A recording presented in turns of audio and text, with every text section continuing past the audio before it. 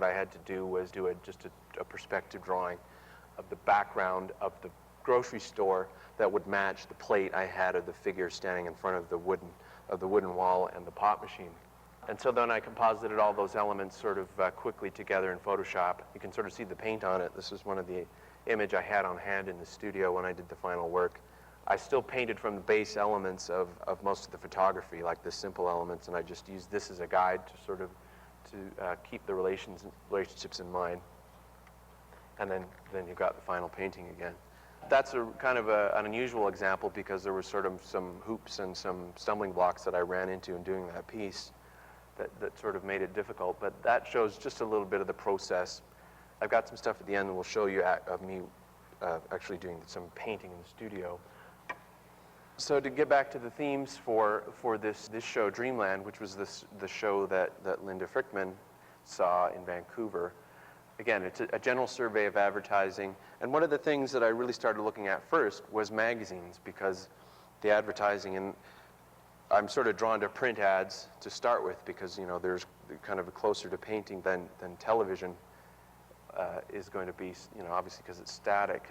And just flipping through dozens and dozens of magazines, and just sort of doing that, it kind of soaked into me after a while that I wanted to sort of tackle the whole, sort of the front and back and the inside of what's going on with magazine culture, because it's such, as an example of things that are designed to sort of catch your attention, magazines are kind of like guided missiles of popular culture. They're like smart bombs for your brain, depending on what it is that you like. You're going to buy Motorcycle Weekly if that's your thing, and then they've got you hooked because they know, what it is you're after. So Vanity Fair was really, in my eyes, one of sort of the biggest magazines when it came to really sort of shaping the popular opinion on fashion and just sort of consumerism and that really sort of high-end, egotistic center look at the world. Almost for reasons of convenience, just chose to paint myself in this series. And I guess, sort of simplistically, it's always great to have a chance to paint yourself with hair again. So that was something that I did.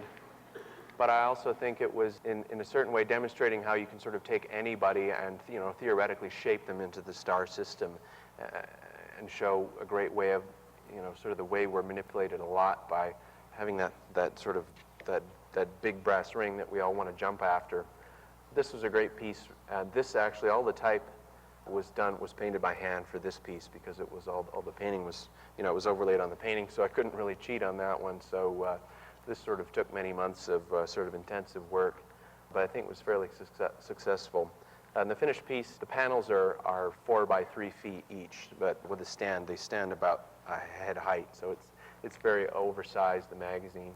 And this was sort of a goofy ad from CK1, fragrance ad that I just modeled directly. I just took the ad and put my picture in it, put my face, and sort of greased myself up so I looked all sort of sweaty and sort of sexy and brooding. And then the ad campaign actually is really neat in that it had these goofy email messages that you could actually send an email to these addresses, and you would get responses. And there was a series of ads with all these different sort of hunky guys and gals. It was an email advertising thing for the fragrance, and it would just be basically gossip, like, gee, don't you think Sherry's sort of wears the ugly clothes, and it was this kind of weird, kind of strange marketing thing that they would do. I actually never did it, did the email, just sort of out of laziness, I guess, but I liked that. And then I guess you just sort of got your generic Gap ad, and again, styled on an actual pose from an actual model, and also because I was able to sort of steal the hair that way. And then obviously Absolute has a very famous series of advertisements with famous artists who tackle the topic of Absolute. And so I kind of have to sit back and think, well, if Absolute asked me to do an ad, what would I sort of do? I thought of the piece of McDonald's Nation, which was sort of most reproduced and most seen. And so I just thought putting McDonald's on the Absolute bottle was what I would do. That essentially was that for the Dreamland show. Then looking at a few things, there's a piece not in the slideshow that's at the Hatton Gallery called Sapphire, and it has a central panel with kind of a really sort of an overcasty landscape. And I'd taken it out of a car ad. These slides bring us up to date with what I'm working on right now, which is a series called The Magic Hour. And there's a piece at Hatton Gallery here called Billboard, which is another multimedia, freestanding sort of sculptural painting piece that was sort of the first work in that series of the Magic Hour. But this is the second piece I did. As I said, looking at this background that was a car ad, I was fascinated really in the piece Sapphire. That really piqued my interest in car culture, but not car culture, but looking at advertising for car culture. The works that I'm sort of presently plugging away on are looking at the sort of the crazy idealistic way that we place cars in this sort of paradise, in this sort of Eden, when we're all stuck in traffic most of the time, or you can't find a place to park. So I guess these two folks this is actually myself and a good friend of mine, are just sort of trying to find our way in that. We're sort of stuck in the mall and really kind of without wheels, and we're sort of stuck in that world while the idea sort of hovers over our head. And this piece I call President Cadillac. This has the logo for Cadillac in the center, where you would normally find the presidential eagle. And I guess in a simplistic way, it's sort of a take on how oil companies are fairly ingrained with politicians in the governmental system. But I think it's a lot deeper than that. It's sort of about the power of the car industry, etc. So I really wanted this piece to almost be kind of to creep up on you, because I wanted you to maybe not even notice that the presidential seal was kind of had been corrupted in a certain way. And Cadillac is one of the car companies that I've really sort of focused on, because they themselves are really sort of aggressively marketing their line of vehicle at the moment, reconforming to this kind of SUV-oriented world, and sort of a world obsessed with kind of overinflated luxury. So I thought, since Cadillac was kind of sort of the premium brand of domestic American car, that it really sort of fit in well with the image of power that's projected by the image of the President of the United States. And again, it's myself again, sort of continuing with my hair restoration trend. And this is a work that's still in process. Actually, I haven't finished it, but I've been taking some slides as I've been going along. It's a little hard to tell in this picture, but this is the working photo that I've done in the studio. As the president is sort of the civilian branch of American power and projection, this is the military side. And looking at car culture, it's really occurred to me as something that's, in sort of a way, it's a war on humanity, and that cars and highways have taken over the landscape and are really something that we all kind of fight each other with, be it sort of for parking or for, the many people that are hurt and killed in cars every year is akin to a war. The many people that die in natural disasters or in sort of large groups are sort of taken as a tragedy, but the 45,000 people killed on American highways every year are, since they dribble away in drips and drabs, nobody seems to notice, but I mean, in essence is kind of a war on North American public. I'll just finish off with a couple of slides here that show you some of my in-studio process, really out of expediency, and hopefully my draftsmanship is strong enough that I can rely on these things and using slides to blow things up. So this is me doing the layout in the studio for this painting, which is it's about 6 by 4 feet. And then this is actually, it is fuzzy because it's kind of pixelated.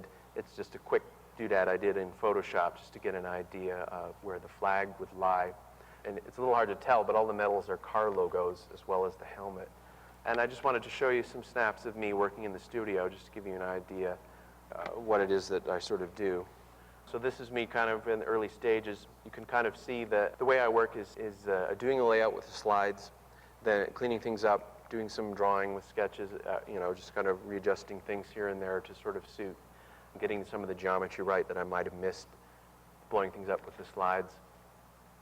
Here I'm just masking off the stars to paint them. And you can see that the background, sort of the blue, and the tunic is really kind of done in a wash of acrylic. That's how I sort of, I'll get the ball rolling on things technically, just sort of get rid of all the white, all the sort of canvas, break the ice with that. So here's me plugging away on painting the star field, and then you can just sort of see to the left there some of the photographs that I use. And this painting is actually modeled on the movie, at the beginning of the movie Patton with George C. Scott, where he sort of comes up and gives a very blustery, kind of very pro-American speech about how they're going to smash the living daylights out of the German army in World War II. And I mean, I love the movie. Like, it's just great. It's just a perfect study in bombast and megalomania. So there's just some of the technical stuff I use in the palette stand. And like I said, I keep all the things kind of sort of close at hand. And in doing the photography for the painting, I won't just shoot a long shot, you know, of the figure. I'll get plenty of close-ups and of all the details and such. And then so, you know, after the photographic blow-up stage is done, then I'm just you know, I've sort of used all the technical stuff to get to this point, and now it's right down to using paints and brushes. So this is just a nice close-up of me doing the portrait, which again is myself, that I've just kind of graduated onto doing because it's just sort of convenient, especially in getting a costume that complex. You know, it's just easier if I go out and buy it, I just try it on myself. And then so you can see from the previous piece, that was sort of the underpainting state, and now I've sort of finished the portrait here, and now moving on to some of the rest of the details. But the paintings usually, you know, they run about 5 weeks with prep and all that kind of stuff. And now here, I've got a little farther with sort of the top of the tunic and working on the metals and such. And you can see sort of the top left of the tunic is completed and painted in, and then sort of the bottom right and then down to the jodhpurs, the trousers, is fairly loosely still done in acrylic. And this is just a close-up of the metals. Doing the metals took about a week to do just because it was very fine work. So, but that just gives you a better idea of the car logos and sort of in place of sort of medals of heroism. He's kind of got his car logos. So finally, sort of where I got to the point before I had to come down and come see you good folks. But hopefully that'll give you a little bit of insight technically into what it is that I'm doing and really where I've come to it, you know, sort of thematically and what I'm doing.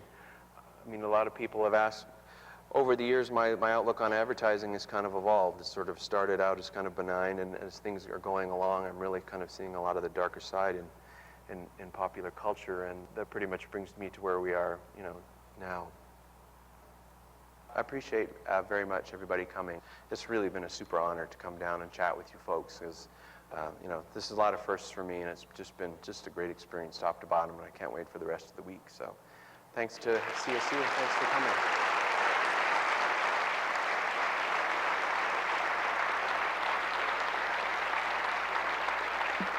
Thanks very much.